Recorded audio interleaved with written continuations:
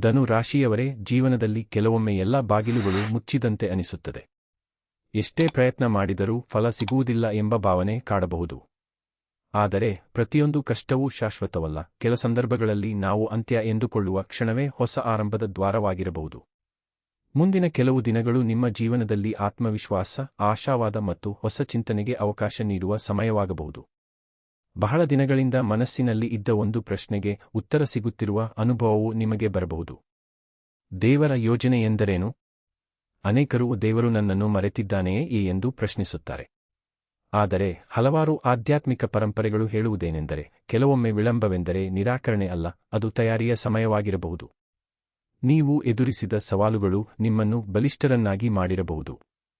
ಹೊಸ ಅವಕಾಶ ಬಂದಾಗ ಅದನ್ನು ನಿಭಾಯಿಸುವ ಸಾಮರ್ಥ್ಯವನ್ನು ಈ ಅನುಭವಗಳೇ ಬೆಳೆಸಿರಬಹುದು. ಮೊದಲ ಸಂಕೇತ: ಹೊಸ ಅವಕಾಶ. ಮುಂದಿನ ದಿನಗಳಲ್ಲಿ ನಿಮ್ಮ ಮುಂದೆ ಹೊಸ ಅವಕಾಶವೊಂದು ಬರಬಹುದು. ಅದು ಉದ್ಯೋಗ, ವ್ಯವಹಾರ, ಶಿಕ್ಷಣ ಅಥವಾ ವೈಯಕ್ತಿಕ ಬೆಳವಣಿಗೆಗೆ ಸಂಬಂಧಿಸಿದ್ದಾಗಿರಬಹುದು. ಮೊದಲಿಗೆ ಅದು ಸಾಮಾನ್ಯವೆಂದು ಕಂಡರೂ ಮುಂದೆ ಅದು ಮಹತ್ವದ ತಿರುವಾಗಬಹುದು. ಯಾವುದೇ ಹೊಸ ಅವಕಾಶವನ್ನು ಆತುರದಿಂದ ತಿರಸ್ಕರಿಸದೆ ಅದರ ಬಗ್ಗೆ ಸಂಪೂರ್ಣ ಮಾಹಿತಿ ತಿಳಿದುಕೊಂಡು ನಿರ್ಧಾರ ತೆಗೆದುಕೊಳ್ಳಿ. ಗುರುಗ್ರಹದ ಪ್ರೇರಣೆ. ಧನು ರಾಶಿಯ ಅಧಿಪತಿ ಗುರು ಬೃಹಸ್ಪತಿ. ಜ್ಯೋತಿಷ್ಯದಲ್ಲಿ ಗುರುವನ್ನು ಜ್ಞಾನ, ಆಶಾವಾದ ಮತ್ತು ಬೆಳವಣಿಗೆಯ ಸಂಕೇತವಾಗಿ ಪರಿಗಣಿಸಲಾಗುತ್ತದೆ. ಈ ಕಾರಣದಿಂದ ಧನು ರಾಶಿಯವರು ಹೊಸದನ್ನು ಕಲಿಯಲು ಮತ್ತು ತಮ್ಮ ಗುರಿಗಳತ್ತ ನಿರಂತರವಾಗಿ ಸಾಗಲು ಪ್ರೇರಿತರಾಗುತ್ತಾರೆ. ಈ ಸಮಯವನ್ನು ಹೊಸ ಕೌಶಲ್ಯ ಕಲಿಯಲು, ಪುಸ್ತಕ ಓದಲು ಅಥವಾ ನಿಮ್ಮ ವೃತ್ತಿಗೆ ಸಹಾಯಕವಾಗುವ ವಿಷಯಗಳನ್ನು ಅಭ್ಯಾಸ ಮಾಡಲು ಬಳಸಿಕೊಳ್ಳಿ. ಕುಟುಂಬ ಮತ್ತು ಸಂಬಂಧಗಳು. ಕುಟುಂಬದವರೊಂದಿಗೆ ಮುಕ್ತವಾಗಿ ಮಾತನಾಡುವ ಮೂಲಕ ಕೆಲವು ಹಳೆಯ ಗೊಂದಲಗಳು ಕಡಿಮೆಯಾಗಬಹುದು. ಹಿರಿಯರ ಸಲಹೆಯನ್ನು ಕೇಳುವುದು ಮತ್ತು ಕಿರಿಯರಿಗೆ ಪ್ರೋತ್ಸಾಹ ನೀಡುವುದು ಸಂಬಂಧಗಳನ್ನು ಗಟ್ಟಿಗೊಳಿಸಬಹುದು. ಸ್ನೇಹಿತರೊಂದಿಗೆ ಸಹ ವಿಶ್ವಾಸದ ಬಾಂಧವ್ಯವನ್ನು ಬೆಳೆಸಿಕೊಳ್ಳಿ. ಒಳ್ಳೆಯ ಸಂಬಂಧಗಳು ಕಷ್ಟದ ಸಮಯದಲ್ಲಿ ದೊಡ್ಡ ಶಕ್ತಿಯಾಗುತ್ತವೆ. ಹಣಕಾಸು. ಹಣಕಾಸಿನ ವಿಷಯದಲ್ಲಿ ಯೋಜನೆ ಅಗತ್ಯ. ಆದಾಯ ಹೆಚ್ಚಿದರೂ ಖರ್ಚುಗಳ ಮೇಲೂ ಗಮನವಿರಲಿ. ಉಳಿತಾಯದ ಅಭ್ಯಾಸ ಮತ್ತು ಜವಾಬ್ದಾರಿಯುತ ಹಣಕಾಸಿನ ನಿರ್ಧಾರಗಳು ಭವಿಷ್ಯದಲ್ಲಿ ಸಹಾಯ ಮಾಡಬಹುದು. ಆರೋಗ್ಯ. ದೈಹಿಕ ಮತ್ತು ಮಾನಸಿಕ ಆರೋಗ್ಯ ಎರಡೂ ಸಮಾನವಾಗಿ ಮುಖ್ಯ. ಸಾಕಷ್ಟು ನಿದ್ರೆ, ಪೌಷ್ಟಿಕ ಆಹಾರ, ನಿಯಮಿತ ವ್ಯಾಯಾಮ ಮತ್ತು ಮನಸ್ಸಿಗೆ ವಿಶ್ರಾಂತಿ ನೀಡಬೇಕು. ಧನು ರಾಶಿಯವರೇ, ಕೆಲವೊಮ್ಮೆ ಜೀವನದಲ್ಲಿ ಎಲ್ಲವೂ ನಿಂತಂತೆಯೇ ಕಾಣುತ್ತದೆ. ಎಷ್ಟೇ ಪ್ರಯತ್ನಿಸಿದರೂ ಫಲ ಸಿಗುವುದಿಲ್ಲ ಎಂಬ ಭಾವನೆ ಮೂಡಬಹುದು. ಆದರೆ ಇದೇ ಸಮಯದಲ್ಲಿ ನಿಮ್ಮೊಳಗಿನ ಧೈರ್ಯ ಮತ್ತು ತಾಳ್ಮೆಯೇ ನಿಮ್ಮನ್ನು ಮುಂದಿನ ಹಂತಕ್ಕೆ ಕೊಂಡೊಯ್ಯುವ ಶಕ್ತಿಯಾಗಬಹುದು. ಎರಡನೇ ಸಂಕೇತ: ಅನಿರೀಕ್ಷಿತ ಶುಭ ಸುದ್ದಿ. ಮುಂದಿನ ದಿನಗಳಲ್ಲಿ ನಿಮಗೆ ಸಂತೋಷ ತರುವ ಒಂದು ಸುದ್ದಿ ಸಿಗುವ ಸಾಧ್ಯತೆ ಇದೆ. ಅದು ಉದ್ಯೋಗ, ವ್ಯವಹಾರ, ಶಿಕ್ಷಣ, ಕುಟುಂಬ ಅಥವಾ ವೈಯಕ್ತಿಕ ಬದುಕಿಗೆ ಸಂಬಂಧಿಸಿದ್ದಾಗಿರಬಹುದು. ನೀವು ಬಹಳ ದಿನಗಳಿಂದ ಕಾಯುತ್ತಿದ್ದ ಒಂದು ಕೆಲಸದಲ್ಲಿ ಪ್ರಗತಿ ಕಾಣುವ ಸಾಧ್ಯತೆಯೂ ಇರಬಹುದು. ಹೊಸ ಪರಿಚಯಗಳು ಅಥವಾ ಹೊಸ ಅವಕಾಶಗಳು ನಿಮ್ಮ ಮುಂದಿನ ಪ್ರಯಾಣಕ್ಕೆ ನೆರವಾಗಬಹುದು. ಆದ್ದರಿಂದ ಪ್ರತಿಯೊಂದು ಅವಕಾಶವನ್ನು ಸಮಾಧಾನದಿಂದ ಪರಿಶೀಲಿಸಿ. ಜ್ಯೋತಿಷ್ಯದಲ್ಲಿ ಗುರುವನ್ನು ಜ್ಞಾನ, ಬೆಳವಣಿಗೆ ಮತ್ತು ಆಶಾವಾದದ ಸಂಕೇತವಾಗಿ ನೋಡಲಾಗುತ್ತದೆ. ಧನು ರಾಶಿಯವರಿಗೆ ಈ ಸಮಯದಲ್ಲಿ ಹೊಸ ವಿಷಯಗಳನ್ನು ಕಲಿಯುವ ಆಸಕ್ತಿ ಹೆಚ್ಚಾಗಬಹುದು. ನಿಮ್ಮ ಕೌಶಲ್ಯವನ್ನು ಅಭಿವೃದ್ಧಿಪಡಿಸಲು, ಅಧ್ಯಯನ ಮಾಡಲು ಅಥವಾ ನಿಮ್ಮ ವೃತ್ತಿಗೆ ಸಹಾಯಕವಾಗುವ ತರಬೇತಿಯಲ್ಲಿ ಭಾಗವಹಿಸಲು ಇದು ಒಳ್ಳೆಯ ಸಮಯವಾಗಬಹುದು. ಕೆಲವೊಮ್ಮೆ ಜೀವನದಲ್ಲಿ ಒಂದೇ ಒಂದು ನಿರ್ಧಾರವೇ ನಮ್ಮ ಭವಿಷ್ಯದ ದಿಕ್ಕನ್ನು ಬದಲಾಯಿಸಬಹುದು. ಆ ನಿರ್ಧಾರಕ್ಕೆ ಧೈರ್ಯ, ವಿವೇಕ ಮತ್ತು ತಾಳ್ಮೆ ಅಗತ್ಯ. ಮುಂದಿನ ದಿನಗಳಲ್ಲಿ ನಿಮ್ಮ ಮುಂದೆಯೂ ಇಂತಹ ಒಂದು ಪ್ರಮುಖ ಆಯ್ಕೆ ಬರಬಹುದಾದ ಸಾಧ್ಯತೆ ಇದೆ. ಮೂರನೇ ಸಂಕೇತ: ಹೊಸ ದಿಕ್ಕಿನ ಆರಂಭ.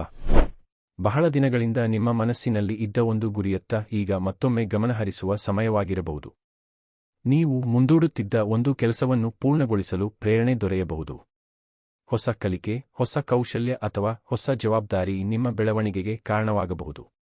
ನಿಮ್ಮ ಅನುಭವಗಳನ್ನು ಬಳಸಿಕೊಂಡು ಮುಂದಿನ ಹೆಜ್ಜೆಯನ್ನು ಯೋಜಿತವಾಗಿ ಇಡುವುದು ಮುಖ್ಯ. ರಾತ್ರಿ ಎಷ್ಟು ಗಾಢವಾಗಿದೆಯೋ ಅಷ್ಟೇ ಪ್ರಕಾಶಮಾನವಾಗಿರುತ್ತದೆ ಸೂರ್ಯೋದಯ. ಧನು ರಾಶಿಯವರೇ, ನಿಮ್ಮ ಜೀವನದಲ್ಲೂ ಈಗ ಅಂತಹ ಒಂದು ಅಧ್ಯಾಯ ನಡೆಯುತ್ತಿದೆ. ನೀವು ಹಲವು ದಿನಗಳಿಂದ ಒಂದು ಉತ್ತರಕ್ಕಾಗಿ ಕಾಯುತ್ತಿದ್ದೀರಿ. ಒಂದು ಫೋನ್ ಕರೆ, ಒಂದು ಸಂದೇಶ, ಒಂದು ಅವಕಾಶ, ಅಥವಾ ನಿಮ್ಮ ಬದುಕನ್ನು ಬದಲಾಯಿಸುವ ಒಂದು ಶುಭ ಸುದ್ದಿ. ಪ್ರತಿದಿನ ಬೆಳಗ್ಗೆ ಎದ್ದಾಗ ಮನಸ್ಸಿನಲ್ಲಿ ಒಂದೇ ಪ್ರಶ್ನೆ: ಇವತ್ತಾದರೂ ಆ ಒಳ್ಳೆಯ ಸುದ್ದಿ ಬರುತ್ತದೆಯೇ? ಆದರೆ ದಿನಗಳು ಕಳೆಯುತ್ತಿವೆ, ಸಮಯ ಸಾಗುತ್ತಿದೆ. ನೀವು ಮಾತ್ರ ಇನ್ನೂ ಕಾಯುತ್ತಿದ್ದೀರಿ. ಆದರೆ ಒಂದು ಕ್ಷಣ ಯೋಚಿಸಿ.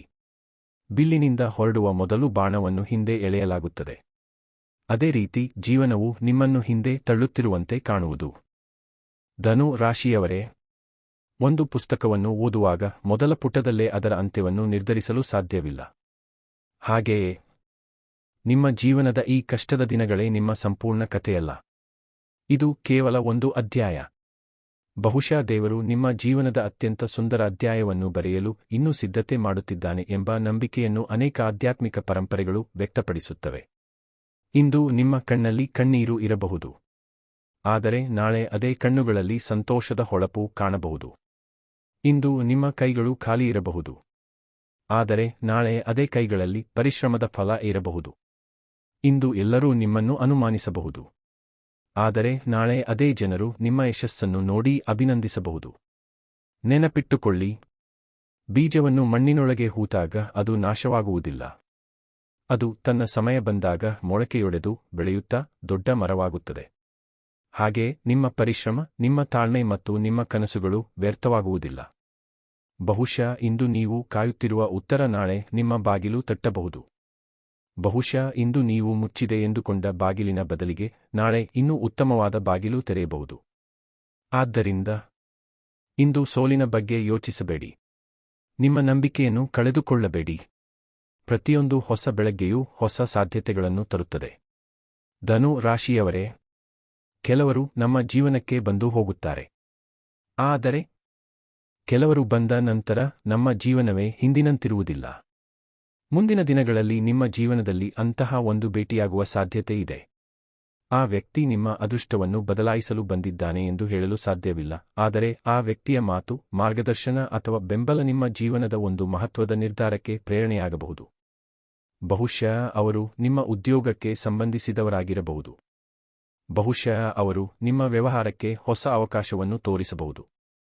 ಬಹುಶಃ ಅವರು ನಿಮ್ಮ ಜೀವನವನ್ನು ಹೊಸ ದೃಷ್ಟಿಯಿಂದ ನೋಡಲು ಪ್ರೇರೇಪಿಸಬಹುದು. ಆದ್ದರಿಂದ ಮುಂದಿನ ಕೆಲವು ದಿನಗಳಲ್ಲಿ ಹೊಸ ಪರಿಚಯಗಳನ್ನು ನಿರ್ಲಕ್ಷಿಸಬೇಡಿ. ಕೆಲವೊಮ್ಮೆ ದೇವರು ನೇರವಾಗಿ ನಮ್ಮ ಮುಂದೆ ಬರುವುದಿಲ್ಲ. ಅವರು ಒಬ್ಬ ಒಳ್ಳೆಯ ವ್ಯಕ್ತಿಯ ಮೂಲಕ ಸಹಾಯದ ಬಾಗಿಲನ್ನು ತೆರೆಯುತ್ತಾರೆ ಎಂಬ ನಂಬಿಕೆಯನ್ನು ಅನೇಕರು ಹೊಂದಿರುತ್ತಾರೆ. ಈ ಸಮಯದಲ್ಲಿ ಒಂದು ವಿಷಯವನ್ನು ಮಾತ್ರ ನೆನಪಿಡಿ: ಅಹಂಕಾರ ಅವಕಾಶದ ಬಾಗಿಲನ್ನು ಮುಚ್ಚಬಹುದು, ಆದರೆ ವಿನಯ ಹೊಸ ಬಾಗಿಲುಗಳನ್ನು ತೆರೆಯಬಹುದು. ಧನು ರಾಶಿಯವರೇ, ಜೀವನದಲ್ಲಿ ಎಲ್ಲರೂ ನಮ್ಮ ಜೊತೆಗೆ ಶಾಶ್ವತವಾಗಿ ಉಳಿಯುವುದಿಲ್ಲ. ಕೆಲವರು ಕೇವಲ ಒಂದು ಪಾಠ ಕಲಿಸಲು ಬರುತ್ತಾರೆ. ಕೆಲವರು ನಮ್ಮ ನೋವನ್ನು ಅರ್ಥಮಾಡಿಕೊಳ್ಳಲು ಬರುತ್ತಾರೆ.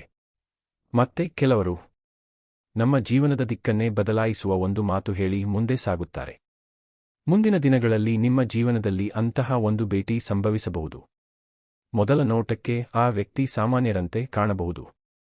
ಆದರೆ ಅವರ ಒಂದು ಮಾತು, ಒಂದು ಸಲಹೆ ಅಥವಾ ಒಂದು ಪ್ರೋತ್ಸಾಹ ನಿಮ್ಮ ಮನಸ್ಸಿನಲ್ಲಿ ಹೊಸ ಬೆಳಕನ್ನು ಮೂಡಿಸಬಹುದು.